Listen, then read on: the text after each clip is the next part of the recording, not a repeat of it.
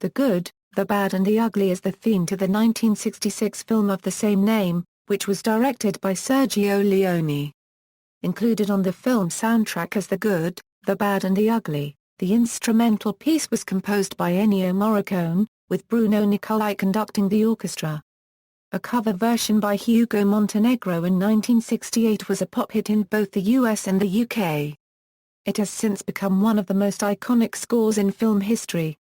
Ennio Morricone version. Ennio Morricone is an Italian composer who has created music for dozens of films. In the 1960s, director Sergio Leone was impressed by a musical arrangement of Morricone's and asked his former schoolmate to compose music for one of his films, A Fistful of Dollars. This led to a collaboration between the two on future Leone films, some of which came to be referred to as spaghetti westerns.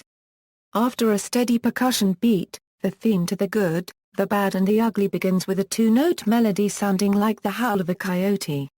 Additional sounds follow, some of which symbolize characters and themes from the film. This instrumental composition plays at the beginning of the film. Largely due to the memorable quality of the main theme, a film's soundtrack peaked at number 4 on the Billboard 200 album chart, and it stayed on this chart for over a year. Hugo Montenegro version. Hugo Montenegro was an American composer and orchestra leader who began scoring films in the 1960s. After hearing the music from The Good, the Bad and the Ugly, he decided to create a cover version of the theme. Musician Tommy Morgan is quoted in Wesley Hyatt's The Billboard Book of No. 1 Adult Contemporary Hits as saying that Montenegro's version was done in one day. I think it was all day one Saturday at RCA. Similar to Morricone's original composition, Montenegro and a few session musicians sought to recreate this record using their own instrumentation. The opening two-note segment was played on an ocarina by Art Smith. Morgan provided the sounds that followed on a harmonica. He was quoted as saying, "I knew it was live, so I had to do this hand thing, the wah-wah-wah sound." Hyatt's book states that Montenegro himself grunted something which came out like rep, rup, rep, rup, rep between the chorus segments. Other musicians heard on the record include Elliot Fisher, Manny Klein and Muzzy Marcelino, whose whistling is heard during the recording. Much to the surprise of Montenegro and the musicians who worked with him, this cover of the film theme became a hit single during 1968. It peaked at number 2 on the Billboard Hot 100 chart in June of that year, held off the top spot by another song from a film, Simon and Garfunkel's Mrs. Robinson. It spent 3 weeks atop the Billboard Easy Listening chart during the same time frame. In September 1968, Montenegro's version reached the UK singles chart and began a steady climb, eventually reaching the top of the chart on November 16 and remaining there for 4 weeks. Other uses, detailing this song in a description of the film soundtrack, the website CD Universe states that it is so familiar as to be a cultural touchstone. Even an abbreviated soundbite of the theme is enough to conjure images of desolate desert plains, rolling tumbleweeds, and a cowboy-booted figure standing ominously in the distance. It has been used frequently to convey these sorts of images on radio, film and television in the years since the film's release. The Simpsons has used the opening notes of this theme in multiple episodes over the years.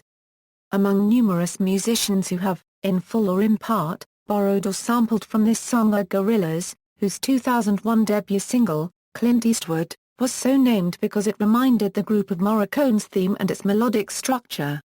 Bill Berry, former drummer of the band R.E.M., played what was dubbed an Ennio whistle on the track, How the West Was Won and Where It Got Us, from their 1996 album New Adventures in Hi-Fi. The song was also covered by the Pogues for the soundtrack of the parodic western Straight to Hell. The Ramones were known to play a cover of this song live at the beginning of their setlist. The song is also featured in the video game, Maestro. Jump In Music. 80s R&B band Cameo used the theme's opening whistle in their singles Word Up and Single Life. Las Vegas, Nevada-based band Sin City Sinners always walk onto stage with a recording of the tune playing in the background. In the film Wall Street, Money Never Sleeps, the character Jacob Moore, played by Shia LaBeouf, had a mobile cell phone ringtone of the opening tune of The Good, The Bad and the Ugly. The film coincidentally also starred the actor who played the Ugly, Eli Wallach. In the film Faster, the character killer also had a mobile cell phone ringtone of The Good, the Bad and the Ugly. The song was also used in TV commercials for Camel cigarettes during the 1980s. It was sampled for the remix of rapper Busta Rhymes' song, Stop the Party, after T.I.'s verse. It was sampled in the background beat of the chorus in rapper Big Lurch's well-known song Texas Boy in conjunction with the sample of Oliver Nelson's Skull Session.